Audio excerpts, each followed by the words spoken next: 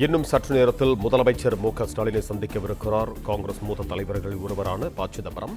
இது தொடர்பான கூடுதல் விவரங்களோடு இணைகிறார் எமது செய்தியாளர் ஜெபர்சன். ஜெபர்சன், நீங்க தொடரலாம். இன்னும் சற்று நேரத்தில் முதலமைச்சர் ஸ்டாலினை சந்திப்பதற்காக ப. சிதம்பரம் தனது நுங்கம்பாக்கம் இல்லத்திலிருந்து புறப்பட்டிருக்கிறார். முன்னதாகவே முதலமைச்சர் ஸ்டாலினை சந்திப்பதற்காக ப. சிதம்பரம் தரப்பில் நேரம் கேட்கப்பட்டிருந்தது. அதன் அடிப்படையில் 12:30 மணிக்கு நேரம் கொடுக்கப்பட்டிருந்ததாக சொல்லப்பட்டிருந்தது. இந்த நிலையில்தான் தற்போது முதலமைச்சரை நேரடியாக சந்தித்து பேசி ஆலோசனை மேற்கொள்வதற்காக ப. சிதம்பரம் மற்றும் தமிழக காங்கிரஸ் கமிட்டியினுடைய தலைவர் செல்வ பெருந்தகை ஆகியோர் நுங்கப்பாக்கத்தில் உள்ள அவரது இல்லத்திலிருந்து புறப்பட்டு சென்றிருக்கிறார்கள். நேரடியாக தற்போது திமுக காங்கிரஸ் கூட்டணியில இருக்கக்கூடிய அந்த பிரச்சனை தொடர்பாக அவர்கள் முதலமைச்சரிடம் ஆலோசனை மேற்கொள்வார்கள் என்று தெரிய வருகிறது. குறிப்பாக ஏற்கனவே கடந்த டிசம்பர் மாதம் பேச்சுவார்த்தை குழுவினர் முதலமைச்சரை சந்தித்து சென்றிருந்த நிலையில ஆரம்பத்தில் இருந்த முரண்பாடுகள் களைவதற்காக ப. சிதம்பரம் நேரடியாக இது போன்று ஒரு முறை முதலமைச்சரை சந்தித்து பேசியிருந்தார். இன்று அதே போலத்தான் முதலமைச்சரை நேரடியாக சந்தித்து தற்போது காங்கிரஸ் கட்சியினுடைய அந்த 40 தொகுதிகள் 41 தொகுதிகள் வேண்டும் என்ற கோரிக்கையை தொடர்ச்சியாக பேச்சுவார்த்தை குழுவினர் வைக்கிறார்கள். ஆனால் திமுக 25 தொகுதிகள் மட்டுமே கொடுக்க முன் வந்திருப்பதாகவும் சொல்லப்படுகிறது. இந்த நிலையில்தான் இருவருக்கும் இடையே ஒரு சமரச தீர்வை ஏற்படுத்துவதற்கான முயற்சியில தற்போது ஈடுபட தான் முன்னாள் மத்திய அமைச்சர் ப. சிதம்பரம் நேரடியாக செல்வதாக சொல்லப்படுகிறது. இன்று காலை சோனியா காந்தி, ராகுல் காந்தி, அக்கட்சியினுடைய தலைவர் மல்லிகார்ஜுன கார்கே, அதே போல கே.சி. வேணுகோபால் ஆகியோர் தொடர்ச்சியாக டெல்லியில ஆலோசனை மேற்கொண்டிருந்தார்கள். அந்த ஆலோசனை முடிவுல என்ன முடிவு எட்டப்பட்டதோ அந்த தகவல்களை நேரடியாக தற்போது முதலமைச்சரிடம் சொல்வதற்காக தான் இந்த ஆலோசனையானது, இந்த சந்திப்பானது நடைபெற இருப்பதாக சொல்லப்படுகிறது.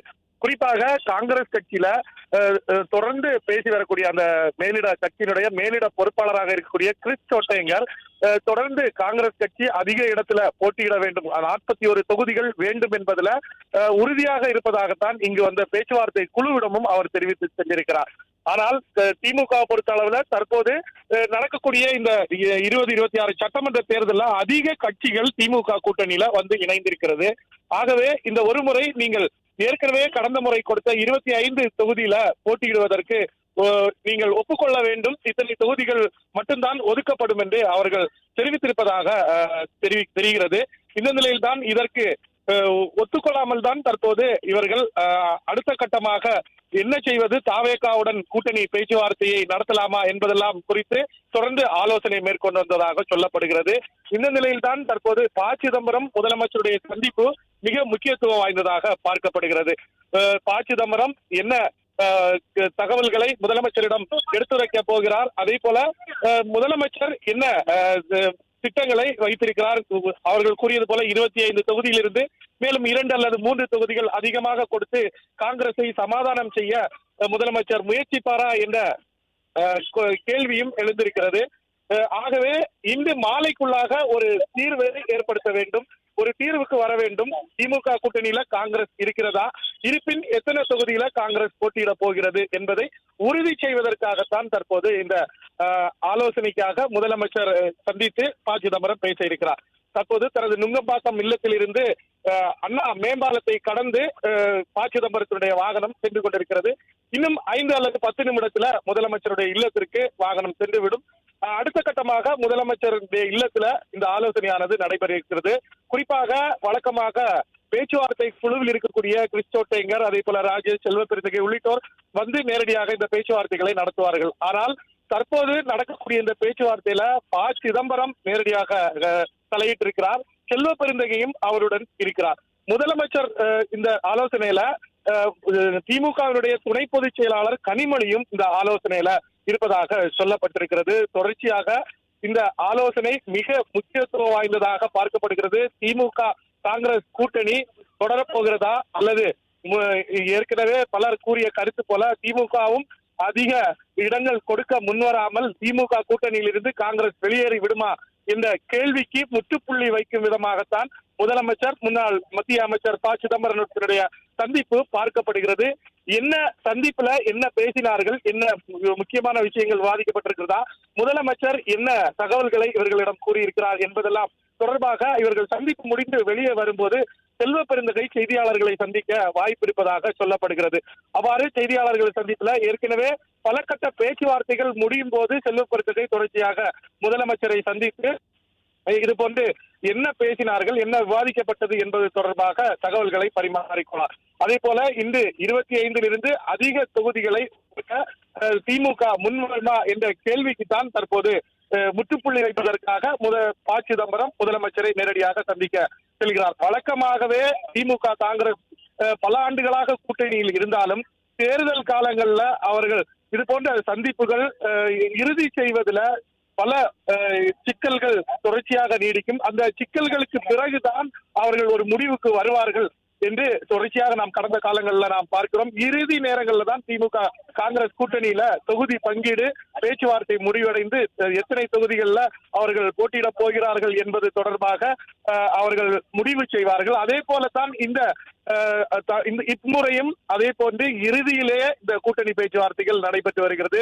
திமுக கூட்டணியில காங்கிரஸ் எத்தனை தொகுதிகள் போட்டியிடப் போகிறது அல்லது திமுக கூட்டணியில காங்கிரஸ் தொடர போகிறதா என்ற கேள்விக்கெல்லாம் இன்று மாலைக்குள் ஒரு முற்றுப்புள்ளி வந்துவிடும். அதற்காகத்தான் இந்த சந்திப்பு மிக முக்கியத்துவம் வாய்ந்ததாக பார்க்கப்படுகிறது.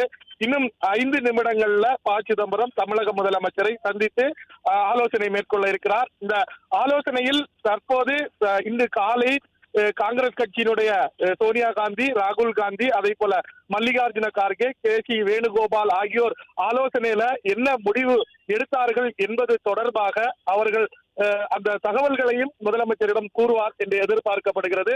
அத்தோடு அடுத்த கட்டமாக சுகமமான ஒரு உடன்பாடை எட்டி வரக்கூடிய சட்டமன்ற தேர்தலில் காங்கிரஸ் திமுக கூட்டணி தொடர வேண்டும் என்பதுதான் சிதம்பரத்தினுடைய நிலைப்பாடாக இருக்கும் என்று எதிர்பார்க்கிறோம்.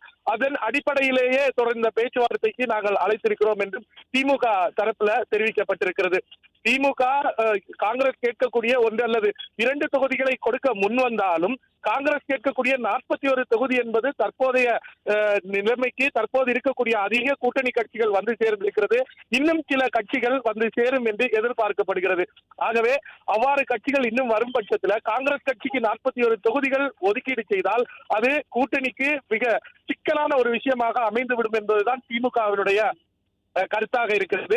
ஆகவே இதை ஒரு முடிவுக்கு கொண்டு வருவதற்காக தான் தற்போது முன்னாள் மூத்த மத்திய அமைச்சர் ப. சிதம்பரத்தை நேரடியாக அழைத்திருக்கிறார்கள். இந்த பேச்சுவார்த்தை சுமூகமாக முடியும் பட்சத்துல திமுக காங்கிரஸ் கூட்டணியானது உறுதி செய்யப்பட்டிருக்கிறதா அல்லது திமுக கூட்டணியிலிருந்து காங்கிரஸ் வெளியேறுகிறதா என்ற தகவல்களை இங்கு பேசப்படக்கூடிய தகவல்களை ப. சிதம்பரம் நேரடியாக சோனியா காந்தியிடம் எடுத்துரைப்பார் என்று சொல்லப்படுகிறது.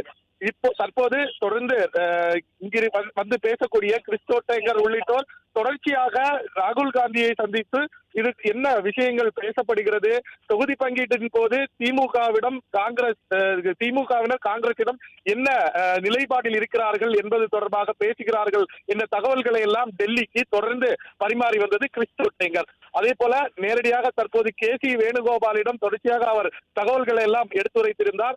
மேலும் மல்லிகார்ஜுன கார்கேக்கு இங்கு நடக்கக்கூடிய தகவல்களை செல்வ பெருந்தகை மூலமாக அவர் அறிந்து வந்ததாக சொல்லப்படுகிறது.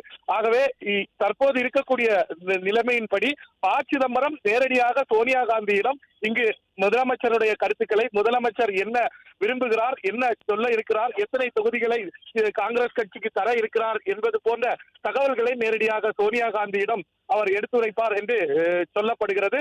ஆகவே இந்த கூட்டணி பேச்சுவார்த்தை மிக முக்கியத்துவம் வாய்ந்ததாக பார்க்கப்படுகிறது. முதலமைச்சருடைய இல்லம் அமைந்திருக்கக்கூடிய பகுதியை நோக்கி தற்போது ப. சிதம்பரத்தினுடைய வாகனம் வந்து கொண்டிருக்கிறது. ப. சிதம்பரத்தினுடைய வாகனத்திலேயே அக்கட்சியினுடைய தமிழக தலைவர் செல்வ பெருந்தகையும் அந்த வாகனத்திலேயே நேரடியாக முதலமைச்சரை சந்திக்க சென்றிருக்கிறார். முன்னதாக தற்போது முதலமைச்சரும் திமுகவுடைய துணை பொதுச் செயலாளரும் எம்பியுமான கனிமொழியும் அங்கு இருக்கிறார்கள். அவர்கள் இருவருடன் தான் ப. சிதம்பரம் மற்றும் செல்வ பெருந்தகை ஆலோசனையை மேற்கொள்ள இருக்கிறார்கள். இன்று மாலை செல்வ பெருந்தகையினுடைய இல்ல நிகழ்வு ஒன்று நடக்க இருக்கிறது. ஈசிஆர்ல நடக்கக்கூடிய அந்த நிகழ்வை தமிழக முதலமைச்சர் மு.க. ஸ்டாலின் தலைமையேற்று அந்த நிகழ்ச்சியை நடத்தி வைக்க இருக்கிறார். ஆகவே இந்த கூட்டணி எவ்வாறு இருக்க போகிறது, இன்று நடக்கக்கூடிய பேச்சுவார்த்தை முடிவுகள் எல்லாம் என்னவாக வருகிறது, வரக்கூடிய சட்டமன்ற தேர்தலில் காங்கிரஸ் திமுக கூட்டணி ஒரு பலம் வாய்ந்த கூட்டணியாக களத்திற்கு வந்து களத்தில் எதிர்கொள்ளுமா அல்லது காங்கிரஸ் கட்சி தனித்து அவர்கள் விருப்பப்பட்டது போல தாவேகாவுடன் கூட்டணியை அமைத்து இந்த தேர்தலை சந்திக்க போகிறார்களா என்பதற்கெல்லாம் இன்னும் 5 அல்லது 10 நிமிடங்கள்ல ஒரு விடை கிடைக்கும் என்று எதிர்பார்க்கப்படுகிறது. இந்த சந்திப்பு எவ்வளவு நேரம் நடைபெற இருக்கிறது என்பது தொடர்பாக எந்த தகவலுமே இதுவரைக்கும் இல்லை. 12:30 மணிக்கு முதலமைச்சரை சந்திக்க நேரம் கேட்டிருந்தார்கள். ஆனால் நேரடியாக முதலமைச்சரை சந்திப்பதற்கு அனுமதி கொடுக்கப்பட்டு தற்போது முதலமைச்சருடைய இல்லம் அமைந்திருக்கக்கூடிய சித்தரஞ்சன் சாலையில அவருடைய வாகனம் வந்துவிட்டது. நேரடியாக தற்போது ப. சிதம்பரம் சித்தரஞ்சன் சாலையில் நேரடியாக முதலமைச்சரை சந்திப்பதற்காக அவருடைய வாகனம் மட்டுமே பாதுகாப்பு வாகனத்தோடு சேர்த்து தற்போது உள்ளே செல்கிறது. உள்ளே சென்று பேச்சுவார்த்தை சுமார் அரை மணி நேரத்திற்கு மேலாக இந்த பேச்சுவார்த்தை நடைபெறும் என்று எதிர்பார்க்கப்படுகிறது. ஒருவேளை முதலமைச்சருடன் நேரடியாக அங்கிருந்து வீடியோ கான்பரன்ஸ் மூலமாக சோனியா காந்தியே நேரடியாக பேசுவதற்கான ஒரு வாய்ப்பு இருப்பதாகவும் சொல்லப்படுகிறது. ஆகவே ஒரு சுமூகமான ஒரு முடிவு இன்று இந்த பேச்சுவார்த்தையில எட்டப்படுவதற்கான வாய்ப்பு இருப்பதாகவும் காங்கிரஸ் கட்சி மற்றும் திமுக சார்பில் தெரிவிக்கிறார்கள். என்ன முடிவு எட்டப்படுகிறது என்பது வைத்துதான் அடுத்த கட்ட அரசியல் நகர்வுகள் இருக்கும் என்று எதிர்பார்க்கப்படுகிறது. ஏற்கனவே திமுக இன்று மாலைக்குள்ளாக கூட்டணி பேச்சுவார்த்தையை முற்றிலுமாக காங்கிரஸ் முடித்துக் கொள்ள வேண்டும். எத்தனை தொகுதி திமுக கூட்டணியில நீங்கள் போட்டியிட போகிறீர்கள், வரக்கூடிய ராஜ்யசபா தேர்தலையும் அவர்களுக்கு ஒரு இடம் ஒதுக்கப்பட்டிருக்கிறது. அதற்கான வேட்புமனுவானது வரக்கூடிய 6ஆம் தேதிக்குள்ளாக தாக்கல் செய்யப்பட வேண்டும். இவ்வாறாக பல நிகழ்வுகள் இருக்கிறது. ஆகவே இதையெல்லாம் முடிவுக்கு கொண்டு வருவதற்காக நீங்கள் இன்று மாலைக்குள்ளாகவே கூட்டணி பேச்சுவார்த்தையை முடித்துக் கொள்ள வேண்டும் என்று அவர்களுக்கு அறிவுறுத்தப்பட்டிருக்கிறது. அதன் அடிப்படையில் தான் தற்போது இந்த பேச்சுவார்த்தைக்கு வந்திருக்கிறார்கள். ப. சிதம்பரம் நேரடியாக இந்த பேச்சுவார்த்தைக்கு முதலமைச்சருடைய இல்லத்திற்கு வந்துவிட்டார். அவருடைய வாகனம் முதலமைச்சருடைய இல்லத்திற்கு உள்ளே சென்று விட்டது. தற்போது அடுத்த கட்டமாக திமுக கூட்டணியில் காங்கிரஸ் தொடர்கிறதா, எத்தனை தொகுதியில் போட்டியிட போகிறது என்பது தொடர்பாக முதலமைச்சரோடு ப. சிதம்பரம் மற்றும் அக்கட்சியினுடைய மாநில தலைவர் செல்வ பெருந்தகருடைய ஆலோசனை இன்னும் சில வினாடிகளில் தொடங்கும் என்று எதிர்பார்க்கப்படும். பிளே ஸ்டோர் மற்றும் ஆப் ஸ்டோரில் இருந்து பாலிமர் செயலியை QR கோடு மூலம் பதிவிறக்கம் செய்யுங்கள். செய்திகளை உடனுக்குடன் பெறுங்கள்.